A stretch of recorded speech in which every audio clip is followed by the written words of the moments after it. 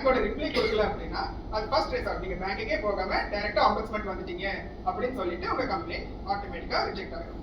சரியா? ஸோ அந்த time period பார்க்கணும். செகண்ட் ஒன், இப்போ நீங்க பிரான்ச்ல வந்து இந்த ஜனவரி 1 2025 கம்ப்ளைண்ட் பண்றீங்கன்னு வச்சுக்கோங்க. நீங்க ஒரு 5 வருஷம் கழிச்சு 2013 ஆம்பட்ஸ்மேன்ல கம்ப்ளைண்ட் பண்றீங்க. அந்த மாதிரி 2025 ஜனவரியில கம்ப்ளைண்ட் பண்ணேன், பட் என்னோட ப்ராப்ளம் வந்து ரிசால்வ் ஆகல அப்படின்னு சொல்லிட்டு ஆம்பட்ஸ்மேன்ல கம்ப்ளைண்ட் பண்ணீங்கன்னா 5 வருஷம் டிலே. நீங்க ஃபாலோ பண்ணதுக்கு ப்ரூஃபும் கிடையாது. 5 வருஷம் முன்னாடி பண்ணிருக்கீங்க அப்படின்னா ஆம்பட்ஸ்மேன் இந்த இடத்துல எப்படி ஹெல்ப் பண்ண முடியும்? ஸோ நீங்க கண்டினியூஸா ஃபாலோ பண்ணிட்டு இருக்கணும். உங்களோட லாஸ்ட் கம்ப்ளைண்ட் பேங்க்குக்கு பண்ணது வித்தின் 1 year and 30 days இருக்கும். அதாவது இப்போ ஜனவரி 1 2025 பண்றீங்க அப்படின்னா பேங்க்குக்கு ஒரு 30 நாள்.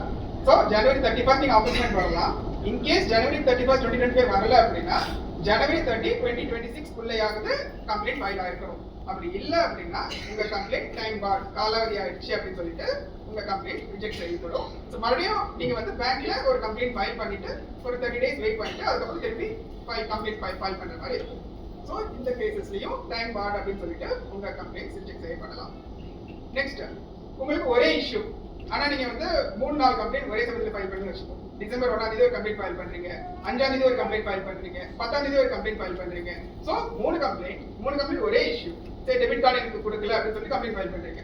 அப்படிங்கும்போது ஆர்பிஐ உங்களோட ஃபர்ஸ்ட் கம்ப்ளைண்ட் மட்டும் தான் எடுத்துக்கும். பாக்கி இருக்கிற கம்ப்ளைண்ட்ஸ் வந்து டூப்ளிகேட் கம்ப்ளைண்ட்ஸ் அப்படின்னு சொல்லிட்டு ஆர்பிஐ ரிஜெக்ட் செய்யப்படும்.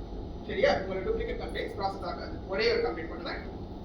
அடுத்தது ஆர்பிஐயோட அப்ஜெக்ட் என்ன சொன்னேன்? ஆம்பட்ஸ்மேனோட ஸ்கீமோட அப்ஜெக்டிவ் நீங்க கோர்ட்டுக்கு போகிறத அவாய்ட் பண்றது.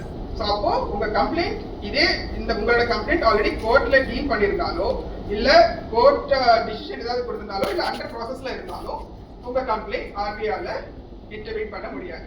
சரியா? இது கோர்ட் மட்டும் கிடையாது, ஈவன் என்சிஎல்டி ஆர்பிட்ரேஷன் எந்த இதுவா வேணாலும் இருக்கலாம். ஸோ அந்த மாதிரி சமயத்துல உங்க கம்ப்ளைண்ட் இப்போ நான் ஆம்பட்ஸ்மேன்ல போய் பார்க்குற கம்ப்ளைண்ட் என்ன, நிறைய கம்ப்ளைண்ட் எப்படி பார்க்குறேன் அப்படின்னா கோர்ட் ஆர்டரோட வருவாங்க.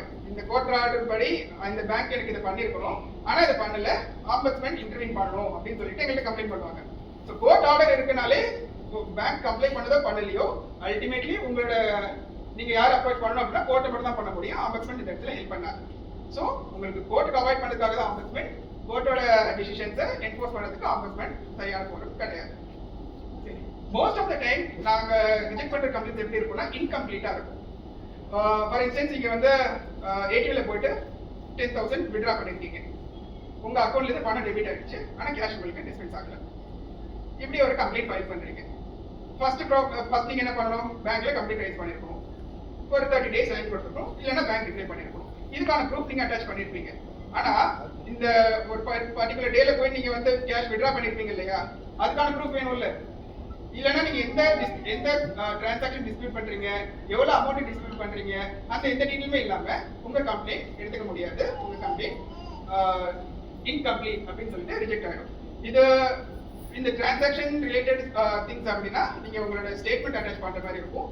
இல்ல கிரெடிட் இன்ஃபர்மேஷன் ரிப்போர்ட், உங்களோட சிபில் ஸ்கோர்ல ஏதாவது ப்ராப்ளம், உங்களோட க்ளோஸ் பண்ண கிரெடிட் கார்டு இன்னும் வந்து உங்க சிபில் ஸ்கோர்ல காமிச்சிட்டு உங்களோட சிபில் ரிப்போர்ட்ல காமிக்குது அப்படின்னா உங்களோட சிபில் ரிப்போர்ட்டோட காப்பி, ஃபுல் காப்பியை வந்து அட்டாச் பண்ணணும். ஸோ இதெல்லாம் நீங்க பண்ணா உங்க கம்ப்ளைண்ட், பண்ணல அப்படின்னா உங்க கம்ப்ளைண்ட் இன்கம்ப்ளீட்லி ரிஜெக்ட் ஆகிடும். இன்னொரு விஷயம், இப்போ நம்மளோட அப்பா அம்மா இருப்பாங்க, அப்பா அம்மாவுக்கு ஏதாவது ப்ராப்ளம் அப்படின்னு சொல்லும் போது அவங்களோட கம்ப்ளைண்ட் நம்ம ஃபைல் பண்ணுவோம் on behalf of our parents. So அப்போ என்ன பண்ணணும் அப்படின்னா அபிஷியலா உங்களை அவங்க வந்து ஆத்தரைஸ் பண்ணணும். என் கம்ப்ளைண்ட்டை வந்து என் பதிலா என் மகளோ பார்த்துப்பாங்க அப்படின்னு சொல்லிட்டு ஒரு ஆத்தரைசேஷன் ஃபார்மேட் ஆர்பிஐ வெப்சைட்ல இருக்கு. அந்த ஃபார்மேட்ல சைன் பண்ணிட்டு அந்த சைன் பண்ண டாக்குமெண்ட்டை சிஎம்எஸ் எங்களோட போர்ட்டல்ல அட்டாச் பண்ணணும், எங்களோட கம்ப்ளைண்ட் கூட அட்டாச் பண்ணணும். அப்படி இது ஆத்தரைசேஷன் இல்லை அப்படின்னா பேங்கோட கஸ்டமர் இல்லை, வேற யாரோ ஒரு தேர்ட் பார்ட்டி ஒரு கம்ப்ளைண்ட் ஃபைல் பண்ணிருக்காங்கன்னு சொல்லிட்டு அந்த கம்ப்ளைண்ட்டும் ரிஜெக்ட் செய்யப்படும். ஸோ இந்த பேசிஸ்ல வந்து உங்க கம்ப்ளைண்ட்ஸ் ரிஜெக்ட் செய்யப்படலாம், நான் மென்டல்ல ட்ரீட் பண்ணணும்.